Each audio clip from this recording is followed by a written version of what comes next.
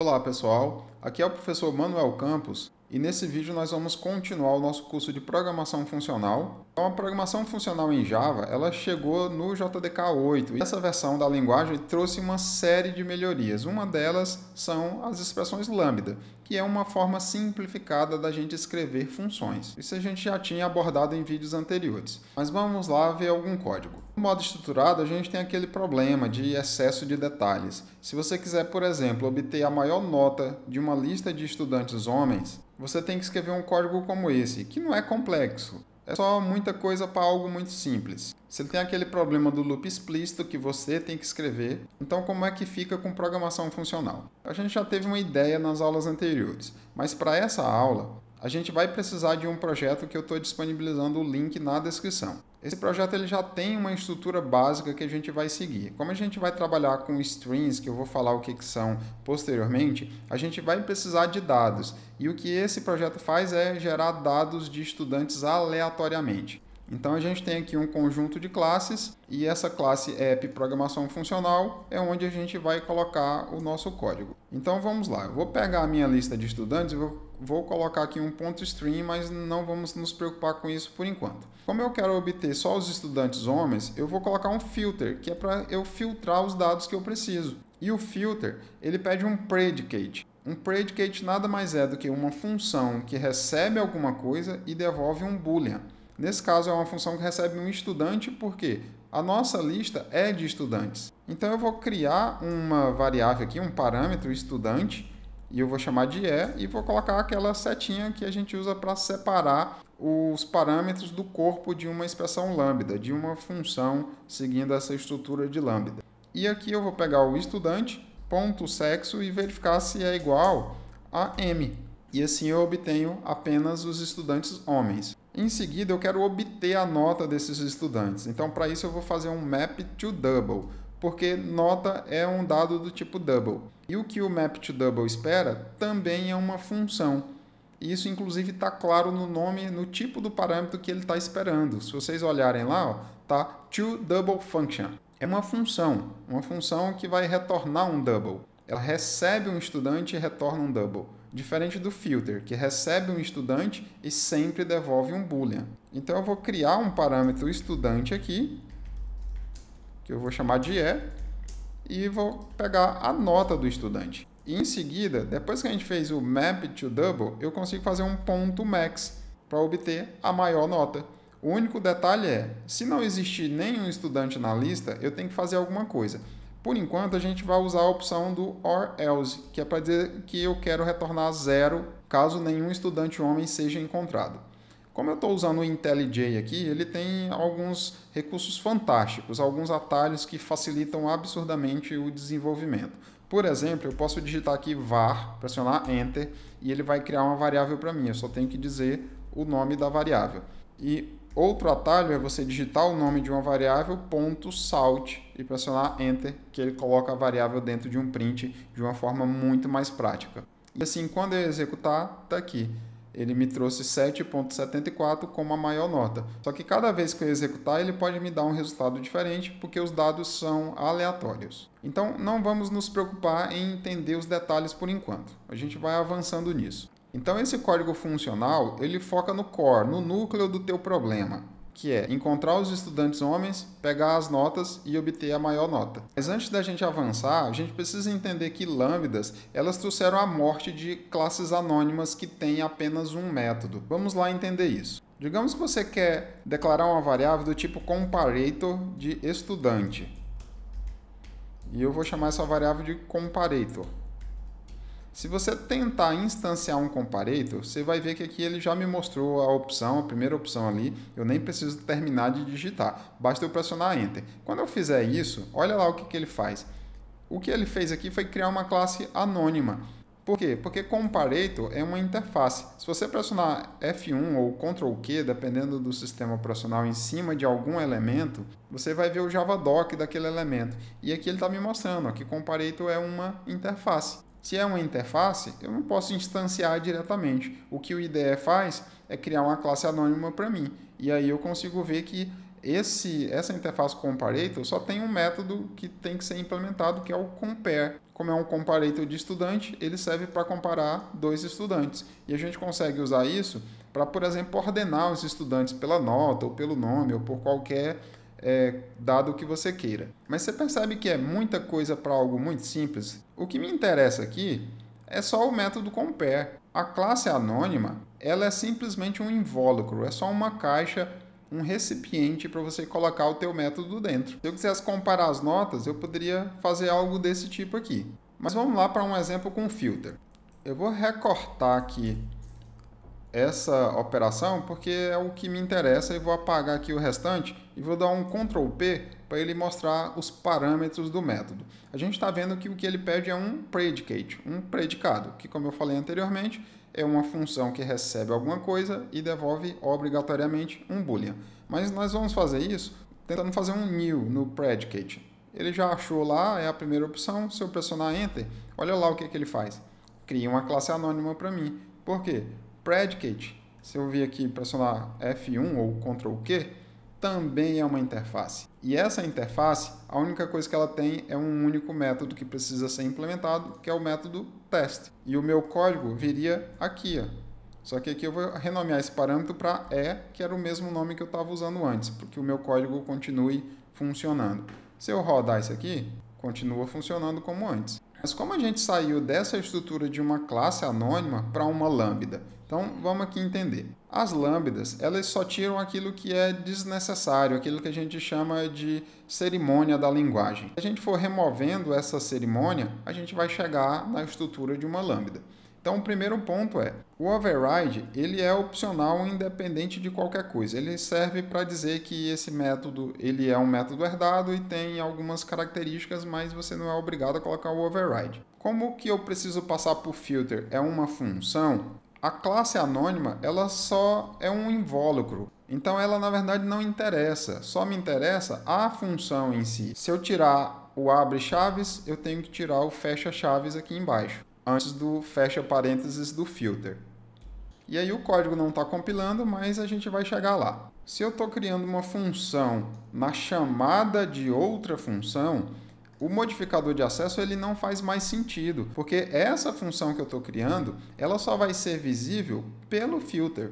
O filter até pode internamente pegar essa função que ele recebeu e passar por parâmetro para outras, mas de início só ele tem acesso. Então, eu não preciso definir, eu, na verdade não devo definir um modificador de acesso, isso não funciona.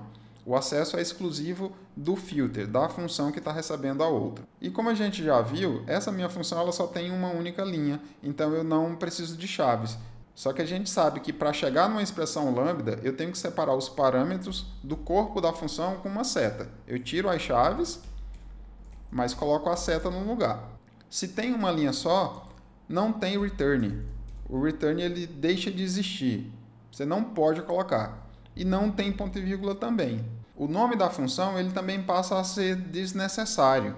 E, na verdade, a gente não pode colocar. Isso porque o que a gente está criando com uma lambda é uma função anônima. O nome dela não interessa. Vocês lembram que o filter ele vai receber essa função como parâmetro. E esse parâmetro no filter chama predicate. Então, ele vai pegar essa função, vai guardar dentro desse parâmetro predicate. E esse nome do parâmetro será o nome da função. Por isso que não faz sentido eu definir o nome da função aqui. E em Java, para expressões lambda, você não define o nome da lambda no momento da criação dessa lambda. Outro ponto é que o tipo do retorno ele vai ser inferido, ele vai ser descoberto automaticamente pelo compilador. Então você também não põe. E aí quando eu apaguei o tipo do retorno, eu vou só juntar aqui, mas a gente já viu que o código está funcionando. A gente simplesmente removeu aquilo que não interessa na classe anônima. E assim a gente tem uma expressão lambda. Só que se você achou que aquilo já era bom, pode ainda ficar melhor com mais inferência de tipo. O tipo do retorno, como é que o compilador descobre sozinho? Se a gente olhar aqui os parâmetros do filter, a gente já sabe que ele espera um predicate, um predicado. E o predicado é assim, ele devolve um boolean. Então o compilador Java vai descobrir sozinho que a função que eu estou criando precisa retornar um boolean e ela tem que retornar um boolean. Mas ele também sabe que a minha lista é uma lista de estudantes, então eu não preciso colocar o tipo estudante explicitamente aqui. Eu posso usar um var que a gente já viu nas aulas anteriores. Se eu passar o mouse aqui no E, que é a minha variável, olha lá, ó, estudante, o compilador descobre. Bacana, né? Se você não sabia disso, então já merece o like o vídeo, certo? Mas não está convencido ainda? Isso pode ficar ainda mais simples. O var, na verdade, eu só preciso quando eu quero explicitamente dizer que a minha variável é final. Mas quem faz programação funcional, já sabe que não é uma boa prática você alterar variáveis dentro de uma expressão lambda. E nem em outros contextos, a gente já viu isso nas aulas anteriores. Então o final acaba só deixando a expressão mais longa. Eu particularmente não gosto, mas isso é porque eu tenho um cuidado adicional de não alterar variáveis dentro de lambdas e principalmente no código em geral. Eu uso final em tudo quanto é outro lugar, menos dentro de expressões lambda, mas com esse cuidado. A questão toda é que só faz sentido você colocar var se você quiser usar o final, porque o var, no final das contas, ele também é opcional. Olha lá, ó, o código continua funcionando. E assim a minha expressão ela fica muito sucinta. Então vamos lá entender direitinho a estrutura de uma lambda. À esquerda a gente tem os parâmetros, tem a seta, e à direita a gente tem o corpo da função. Mas os parâmetros têm alguns detalhes aí que a gente precisa entender. O primeiro ponto é que se você só tem um parâmetro sem o tipo explícito, você não precisa de parênteses. E aí facilita mais ainda. Só que se você colocar o tipo explicitamente ou usar o var, aí os parâmetros se tornam obrigatórios. E quando você tem múltiplos parâmetros, também é obrigatório os parênteses. Não interessa como você fez, se você declarou as variáveis sem colocar tipo, se você explicitou o tipo ou se você usou o var. Só que se você não tiver nenhum parâmetro, os parênteses também são obrigatórios. Então esses detalhes são importantes porque se você não entender, o código não vai compilar. Em relação às chaves, nada muda. É a mesma lógica desde sempre. Da mesma forma que com o if, while ou um for, se tiver uma linha só você não precisa de chaves, com expressões lambda é a mesma coisa. Se você tiver mais de uma linha, aí você é obrigado a colocar chaves. Então vamos lá ver alguns exemplos de lambda. As 4 primeiras são expressões válidas, elas só foram escritas de um jeito diferente. A primeira forma é a mais sucinta, você não tem nem parênteses nem tipo. A segunda você não tem tipo, mas colocou opcionalmente parênteses. E as duas próximas, como uma tem o tipo explícito e a outra tem o var, os parênteses são obrigatórios. E como todas têm uma linha só, as chaves são opcionais. Se eu não coloquei chaves, não tem return e não tem ponto e vírgula. O exemplo do meio, com x e y, também é uma expressão válida. Eu tenho 2 parâmetros, então os parênteses são obrigatórios em qualquer situação dessas. E como eu tenho mais de uma linha de código, as chaves são obrigatórias. E nesse caso, o return e o ponto e vírgula também. As duas últimas são expressões inválidas. Os parênteses estão ok, as duas só têm uma linha, então as chaves seriam opcionais. Mas se eu coloquei as chaves, obrigatoriamente tem que ter return e ponto e vírgula. Mas vamos falar um pouquinho sobre strings, só um pouquinho. String é um termo ambíguo, na verdade. Em Java, para manipulação de arquivos, por exemplo, a gente também tem strings. Só que essas são I/O streams. São strings para entrada e saída. Entrada e saída de dados, sim, mas é só para leitura e gravação. Aqui a gente está falando de strings para processamento de dados. E isso foi uma das revoluções trazidas no Java 8, porque trouxe muita facilidade para a gente. As strings elas vão permitir o processamento sequencial e paralelo de dados. E essa parte do processamento paralelo é o que é mais fantástico. Se você tem múltiplas CPUs ou múltiplos núcleos de CPU no seu computador, você com uma única linha de código, que a gente vai ver em aulas posteriores, você consegue dizer que você quer executar o processamento desses teus dados usando essas várias CPUs. Processamento paralelo é um tema bastante complexo, mas com esses recursos de strings e tomando certos cuidados como o uso de imutabilidade, a escrita do código é trivial. Os conceitos por trás do paralelismo é que são complexos. E você saber quando você deve aplicar paralelismo ou não, processamento paralelo ou não, isso sim realmente é mais complexo. Strings e lambdas são BFFs, são best friends forever. Elas andam juntas, de mãos dadas. A gente já tinha visto isso no código anterior. A gente está usando o recurso de strings quando eu coloquei .string lá naquele código. E esse .string é uma chamada de método que é ele que é responsável por me fornecer todas as operações seguintes, filter, map to double, max e tudo mais. Então o que a gente tem aqui é um conjunto de operações que representam um fluxo de processamento de dados.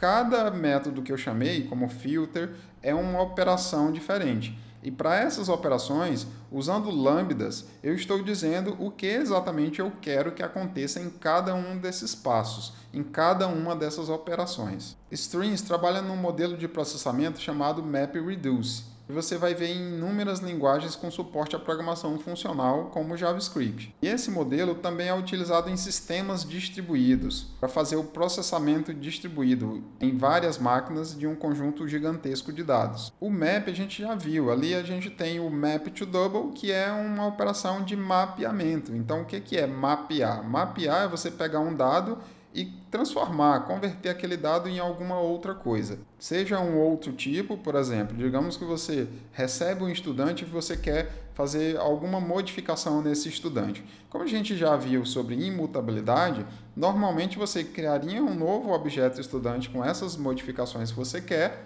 e você pode fazer isso numa operação de mapeamento. Então, a gente tem um método map aqui no Java, mas ele é um método mais genérico. Esse map to double ele é um método específico. A gente tem map para cada um dos tipos numéricos existentes em Java, como map to int, map to long. E como o Java demorou muito para introduzir esses recursos de programação funcional em relação a outras linguagens, os engenheiros do JDK, eles acabaram olhando essas outras linguagens, vendo o que tinha de melhor e trazendo algumas inovações que são específicas da linguagem Java. E esse map to double é uma delas. Se você usar só um map, o map não está explícito que você vai transformar aquele dado que você recebeu, que no nosso caso é um estudante, em um valor numérico. O map to double está deixando isso explícito. E com isso, depois do map to double, a gente vai ter uma série de operações matemáticas e estatísticas, como por exemplo o max e o average para obter a média. Em outras linguagens como JavaScript, você não tem essas operações como map to double. Isso quer dizer que a implementação de funções como obter o maior acaba dando mais trabalho do que aqui em Java. Quando a gente usa uma operação de mapeamento, como o map to double, o que a gente está fazendo, nesse caso específico, é mudar o tipo do estudante, é transformar o estudante em outro tipo, em outra coisa. Eu estou mapeando o estudante para a nota dele. Isso quer dizer que depois do map to double, eu não tenho ali acesso mais a uma lista de estudantes. O que eu vou ter disponível do max para frente é uma lista de notas. E assim você vai trabalhar somente com as notas dos estudantes. Então, quando a gente usa programação funcional, você normalmente vai estar trabalhando num escopo ali reduzido, limitado, justamente para evitar que você faça coisas erradas. Se a partir do max a única coisa que eu tenho são as notas, não tem como, por exemplo, eu pegar a altura do estudante de forma equivocada e colocar essa altura nos cálculos, ou alterar o nome de um estudante. MapReduce é isso, é você mapear um dado que veio de um conjunto de dados e depois pegar esses dados mapeados em algum outro tipo, que foi o que a gente fez aqui, e reduzir esse conjunto. Então eu mapeei os estudantes para um conjunto de notas, e aí eu vou reduzir esse conjunto de notas na maior nota disponível. Mas lambdas e strings é só isso? E a resposta é não. A gente tem muito mais a ser abordado, mas isso são cenas dos próximos capítulos. Então, se gostou do vídeo, não deixe de curtir. Qualquer dúvida, é só deixar aí nos comentários. Me diz aí, o que você mais achou legal sobre as expressões lambda e strings em Java. Valeu e até o próximo.